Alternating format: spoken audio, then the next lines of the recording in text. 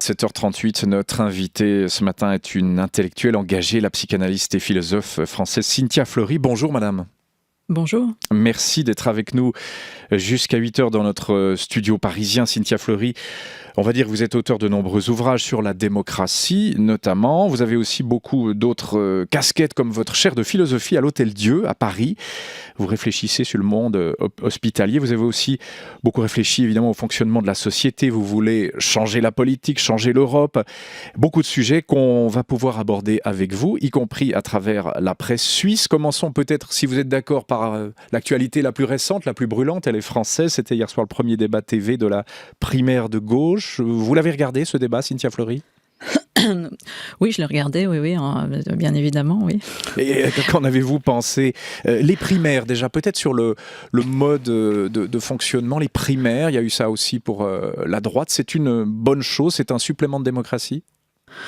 Écoutez, à partir du moment où les partis font mal leur travail, c'est-à-dire ce travail de renouvellement à l'intérieur quand ils sont laissés seuls, et de valorisation comme ça programmatique, d'expliquer, etc. leur programme, de faire leur travail aussi un peu plus pédagogique. À partir du moment où ils font moins ça, les primaires ouvertes, parce que vous avez noté quand même que ce sont des primaires ouvertes, même s'il s'agit à chaque fois de signer une charte, mais la charte est tellement vaste que, d'une certaine manière, les camps se mêlent. Dans ce sens-là, c'est pas forcément inintéressant. Après, l'exercice, si vous voulez, il est limité à essentiellement un exercice aussi télévisuel. Bien évidemment, il y a toute la campagne, mais ce qu'en perçoit le public lambda, c'est l'exercice télévisuel. Et ça, c'est toujours compliqué parce que, on va dire au moins 15 grands sujets sur à chaque fois 1 minute avec ce type comme ça, inventaire à l'après-vert, où chacun essaye de placer à la fois un bon mot, puis une espèce de signe électoraliste pour quand même être repéré, puis en même temps développer un peu de fond. C'est pas simple, c'est pas simple. Et donc l'exercice, il est à la fois décevant, relativement sérieux, un peu austère, un peu comme ça, poussif. Et en même temps, on fait un petit peu connaissance avec cette gauche qui, aujourd'hui, en tout cas en France, est assez atomisée. Atomisée, c'est vrai. Vous aviez vous-même appelé à voter pour Madame Royal en 2007. 10 ans plus tard, vous appelleriez à voter pour qui ? Vous voyez, on a des questions très, très simples qu'on vous pose. Quelqu'un qu'on a vu hier soir ou quelqu'un d'autre ? Alors, d'abord, juste, je n'ai jamais appelé à voter Madame Royal, comme ça au moins je pourrais le dire. Vous la souteniez d'une manière ou d'une autre ?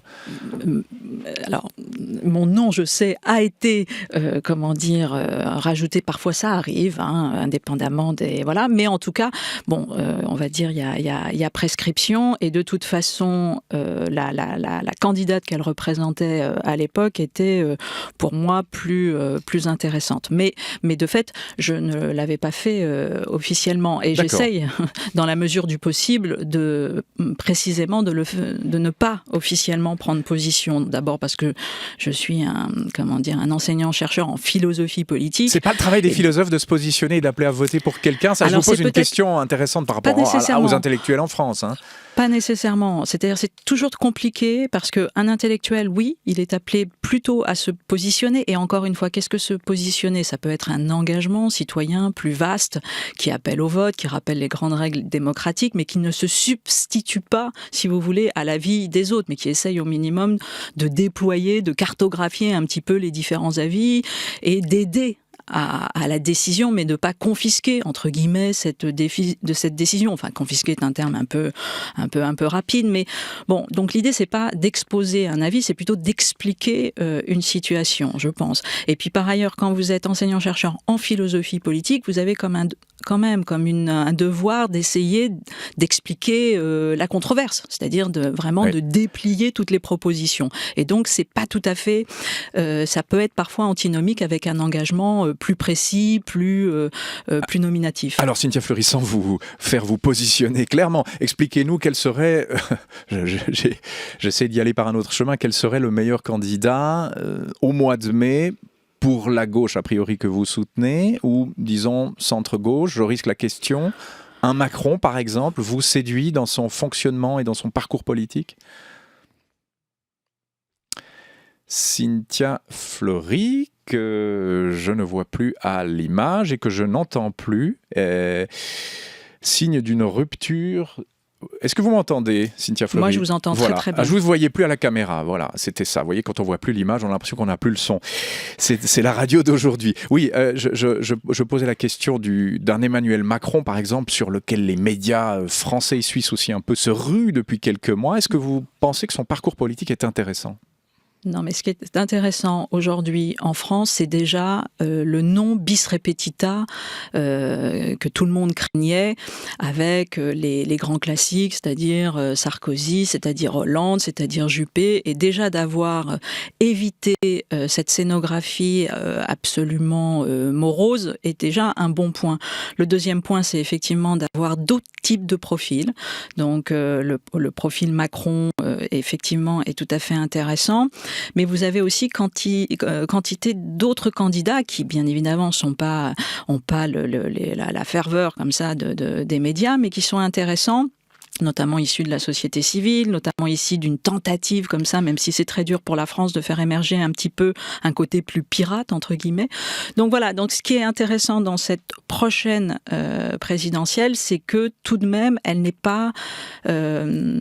elle peut être éventuellement un peu inattendue. Je dis, elle peut être éventuellement inattendue. Et ça, c'est toujours un bon point pour la démocratie, même si il y a un risque quand même dur, et on voit aussi des grandes lignes conservatrices, de droite dure, sécuritaires, à tendance xénophobe, et qui en plus, par rapport à la situation internationale qui est la nôtre, s'autorisent de plus en plus, puisque ailleurs dans d'autres pays, le peuple fait le choix de telles figures. Oui, ces figures et ces lignes fortes, c'est l'échec de la gauche, c'est ça l'explication ? C'est l'échec de la gauche, oui, sans doute.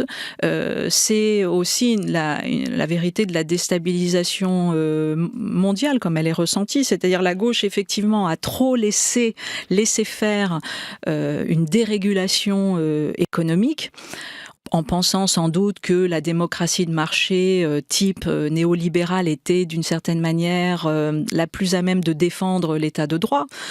Or, c'est pas tout à fait le cas. Il faut quelque chose de beaucoup plus pondéré. Il faut quelque chose où la régulation publique et l'interventionnisme, même s'il est à penser différemment, mais il y a une nécessité de la régulation publique forte pour préserver le compromis social. Et ça, effectivement, la gauche a laissé faire depuis à peu près, on va dire, les années 70.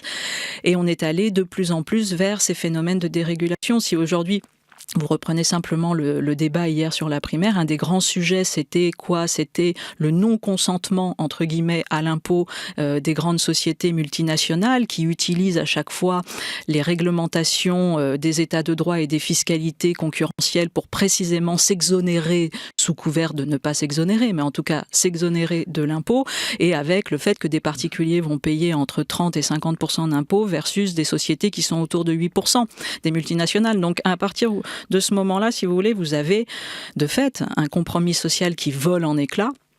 Et sans compromis social, il n'y a pas de démocratie. Mais c'est une question assez simple. Il n'y a pas d'état de droit, je veux dire. Il n'y a pas d'état de droit, absolument. Voilà. Mais Cynthia Fleury, là aussi, question simple, mais qui est évidente et qui appelle peut-être une réponse philosophique. Pourquoi la gauche est-elle partout en recul, partout, quasiment partout, alors que les inégalités, et vous venez de le dire, qui sont au cœur de son combat, c'est même pour ça qu'elle a été créée, la gauche, explosent. Comment entrer dans ce paradoxe-là ? C'est un paradoxe, vous avez raison, compliqué. D'abord, sans doute parce qu'il y a eu une illusion forte autour de la valeur de l'individualisme, je pense. C'est-à-dire qu'on a eu cette idée que, tiens, la meilleure façon de défendre les individus, c'était de promouvoir l'individualisme, c'est-à-dire plutôt une solution de type hyper-libéral, alors que l'on se rend compte que dissocier à ce point l'émancipation collective de l'émancipation individuelle est en fait un mauvais choix. Mais il y a eu cette idée comme ça de l'homme qui se fabrique tout seul, qui est d'une certaine manière qui privilégie son intérêt court-termiste. Et puis après, la mondialisation, si vous voulez, fait exploser toute une série de frontières qui sont par essence protectrices de la communauté nationale. Il faut remettre des frontières. C'est-à-dire, il faut remettre nécessairement, en tout cas, de la régulation. Et donc, la régulation, c'est des limites. Alors après, est-ce que les limites, c'est des frontières ? C'est là la question. Il faut reprendre Régis Debray. Hein. Pour lui, la bonne frontière est une frontière poreuse, mais il en faut une, ouais. Il en faut une. Et si vous voulez, il faut se rappeler aussi que la démocratie est un régime de contre-pouvoir, c'est un régime de séparation. Et donc, à un moment donné, quand vous faites comme ça, de manière extérieure, un flux immense, qu'est-ce qui se passe ? Il se passe un retour à un état de jungle, tout simplement, où ceux qui sont les plus forts économiquement parlant prennent la main. Cynthia Fleury, vous êtes ce matin sur les ondes d'une radio suisse, romande, qui connaît la Suisse, la démocratie directe. Est-ce que pour vous, c'est un système exportable en France, par exemple ? Aucun système n'est exportable. Pourquoi ? Parce qu'il y a une part strictement endogène de l'état de droit, c'est ça qui est intéressant, ça aussi. Hein, vous me demandez pourquoi ça n'a pas marché, parce que le consensus de Washington, ça a été, c'est-à-dire les années 70, ça a été ce grand rêve de on va exporter partout la démocratie. Résultat, 40 ans après, ce sont les autoritarismes qui influencent les démocraties et pas les démocraties qui influencent les autoritarismes, ce qui est quand même tout à fait problématique. Mais donc, il y a un caractère profondément endogène. Maintenant, bien évidemment qu'on peut s'inspirer et il y a un désir en France d'une démocratie plus continue, c'est-à-dire pas simplement une démocratie qui vote comme ça tous les 5 ans sur ce grand geste présidentiel, mais qui serait là plus souvent à l'initiative, plus avec une représentativité totalement différente à l'Assemblée, et effectivement avec éventuellement cet exercice de votation qui peut être plus direct, qui peut être en tout cas une participation à la délibération. Donc cette démocratie continue, elle est quand même appelée des vœux français. Mais après, c'est de savoir comment on la rend la plus compétente possible.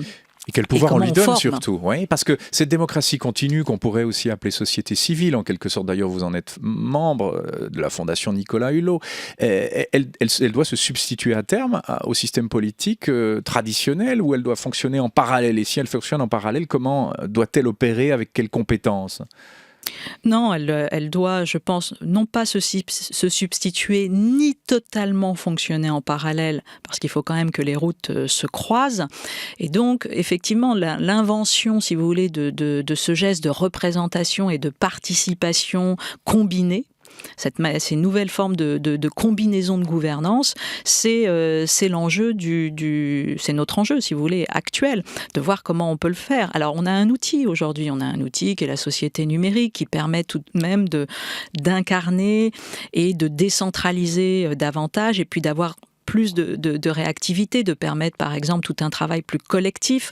On voit que de plus en plus vous avez des mini-constituantes, si vous voulez, c'est-à-dire la possibilité pour, en tout cas ceux qui le désirent, d'apporter leur expertise, d'apporter leurs compétences, de se corriger entre eux, enfin bref, d'utiliser, si vous voulez, comme on peut faire avec Wikipédia, sauf que Wikipédia c'est une encyclopédie qui concerne l'intégralité des sujets du monde. On peut tout à fait demain réfléchir à quelque chose où on réfléchirait ensemble à amender tel texte de loi, etc., etc. Alors après, à penser comment on sécurise à la fois l'information, parce que c'est pas si simple que ça. Mais, si vous voulez, c'est ça qu'il faut inventer. Il faut inventer un geste à la fois compétent, citoyen, et en même temps, c'est là toute la gageure de la démocratie, la compétence n'est pas un critère en démocratie. C'est-à-dire que vous n'avez pas un permis à points, et de fait, que vous soyez à 18 ans considéré comme stupide, pas stupide, etc., c'est pas le problème de la démocratie. Vous avez le droit de vote, et il faut préserver, bien évidemment, cette dissociation entre guillemets, d'une éventuelle expertise et de la possibilité de voter en tant qu'individu et citoyen de droit. Mais en même temps, tout de même, on peut avoir l'exigence d'une formation. Oui. En France, elle est surtout issue d'une élite dont on parle depuis des décennies, ces gens qui se cooptent, ces énarques. Est-ce que ça aussi, il faut en finir avec ce système de formation des politiques à la française ? En tout cas, si vous voulez, là aussi, on n'est peut-être pas obligé d'en finir, mais au minimum, on pourrait pluraliser les voies d'excellence et ouvrir encore une fois la représentation. C'est-à-dire qu'avant de supprimer la représentation politique, on peut l'améliorer tout de même. On peut améliorer la représentativité, comment? Par plus de parité, par plus de diversité, par la possibilité d'aller-retour beaucoup plus simple entre la fonction parlementaire et le monde privé, parce que si vous n'êtes pas aujourd'hui un fonctionnaire de droit, c'est extraordinairement compliqué d'accéder à la députation, vous prenez des risques énormes, plus bien évidemment d'intergénérationnel, enfin bref, il y a quantité de manières, si vous voulez, pour déjà que cette représentativité de la représentation soit plus efficace. Et après, comment on crée en amont, en aval, des procédures de consultation, des procédures de décision commune avec la société civile et après des procédures d'évaluation commune. Voilà, c'est tout ça qu'il faut inventer. Mais c'est vrai qu'on est extraordinairement fébrile et un peu paresseux sur cette invention démocratique, sur ces nouveaux outils à déployer. Bon, les philosophes sont là pour nous réveiller. Alors, on parlait de la société numérique. On a une interview ce matin dans le journal Le Matin, édité à Lausanne, Valérie Droux, d'un expert en transhumanisme qui nous explique que l'être humain tel que nous le connaissons va disparaître. Oui, cet expert, c'est Laurent Alexandre, chirurgien et urologue, fondateur du site Doctissimo. La personne qui vivra 1000 ans est déjà née. Elle aura 85 ans en 2100 et à cette époque, elle pourra bénéficier des avancées technologiques pour allonger sa durée de vie. Et que l'on ne s'inquiète pas du manque de ressources. Si les gens meurent moins, automatiquement nous ferons moins d'enfants car procréer, c'est surtout un moyen d'oublier qu'on va mourir. L'humanité non augmentée, donc sans connexion par exemple cerveau-intelligence artificielle, va disparaître avec bien sûr le risque que ces intelligences artificielles prennent le pouvoir, mais qu'on se rassure, pas de scénario à la Terminator avant 2035, il y a une date quand même. Oui, il y a une date quand même. Il nous reste une vingtaine d'années. L'Europe a loupé le coche des nouvelles technologies et Laurent Alexandre veut promouvoir un débat à ce sujet. Il prône une intervention d'urgence pour que nous puissions avoir notre mot à dire sur les normes qu'il faudra mettre en place sur cette question. Cynthia Fleury, vous avez pensé aussi le monde de l'intelligence artificielle. Vous avez écrit des articles sur la question. Qu'est-ce qu'on risque en s'en remettant comme ça de plus en plus aux machines ? On risque une déshumanisation profonde, on risque aussi tout un univers de discrimination. Maintenant, si vous voulez, il est évident que il y a des degrés et que dans le rêve transhumanisme, c'est un rêve de convergence des sciences absolument extraordinaire. Donc d'abord, il y a quelque chose d'extraordinaire, il y a quelque chose qu'il faut tout de même accompagner. Mais c'est vrai qu'on peut être légèrement plus critique par rapport à la question transhumaniste, surtout par rapport à qu'est-ce qu'elle fait de la vulnérabilité, si vous voulez. La vulnérabilité, si vous regardez le transhumanisme, c'est quelque chose qui est nécessairement incapable. Or, la vulnérabilité, ça a donné les plus grandes œuvres de la civilisation aussi. Et ça a donné aussi la possibilité, par la recherche, précisément face à un obstacle qui est une difficulté, une invalidité, etc., c'est ce qui nous fait également progresser. Donc, il n'y a pas cette vision totalement discriminante et dévalorisante de la vulnérabilité. Mais c'est vrai que le transhumanisme considère un nouveau droit, celui de l'augmentation. C'est dans leur manifeste. Nous avons tous demain le droit d'être augmentés. Et c'est vrai, c'est ce que prône bien sûr le transhumanisme, avec cette idée que voilà, l'homme de toute façon est homo faber depuis toujours, mais homo faber c'est pas nécessairement species technica, c'est-à-dire une espèce technique qui transforme sa nature avec quelqu'un qui fabrique des outils, c'est pas tout à fait la même chose. Effectivement, et nous avons la fin du monde aussi, ce sont des sujets vastes. C'est bien comme oui, nous avons la fin revue. Du monde qui a quelque chose de rassurant et de calmant. Ça, c'est Martin Heller qui le dit, c'est l'ancien directeur artistique de l'exposition nationale suisse en 2002 qui met sur pied une autre expo sur la fin du monde, donc au musée historique de Berne. Sandra ? Ça me fascine, voilà comment il explique ce choix. Quand on dit fin du monde, nous avons tous immédiatement une image dans la tête différente pour chacun. Ça va d'une banale expérience du quotidien à des représentations plus scientifiques. Mais la fin de l'humanité ne signifie pas forcément la fin du monde. Il n'empêche, au niveau scientifique, c'est clair, dans 1 à 2 milliards d'années, le monde disparaîtra. La Terre sera avalée, engloutie par le Soleil. Et à Martin Heller de souligner, l'apparition et la disparition des espèces fait partie du fonctionnement normal sur Terre. La fin du monde a donc aussi quelque chose de rassurant. Et n'oublions pas que pour chacun de nous, il y a une fin du monde, la nôtre. En tant que philosophe, est-ce qu'on doit penser aussi la fin du monde, Cynthia Fleury? Bah oui, c'est la question essentielle. Vous savez, c'est Schopenhauer qui dit que l'homme est un animal métaphysique. Donc, je vais vous dire, c'est même pas qu'on a le devoir de le penser, c'est structurel. C'est-à-dire, quand vous êtes un homme, vous vous posez la question de l'origine et de la fin. C'est comme ça, c'est impossible de faire autrement. Et si on vous empêche d'avoir ce déploiement métaphysique, que certains transforment en un déploiement plus spirituel, plus religieux, mais de toute façon, la dialectique de la raison, c'est celle qui interroge nos limites. C'est pour ça que le transhumanisme, si vous voulez, il a quelque chose de profondément naturel aussi, au sens où tout simplement, il fait travailler cette conscience des limites qu'est l'homme. Et la limite que vous pensez, où se situe-t-elle? Ah bah, ça, je ne sais pas. La fin du monde, là on parle de 2035, non, mais là, pour l'homme augmenté. Bon, pourquoi Alors, 2035, pourquoi pas 2050, pourquoi pas 2100? Est-ce qu'un Alors, philosophe doit fixer des limites et des dates?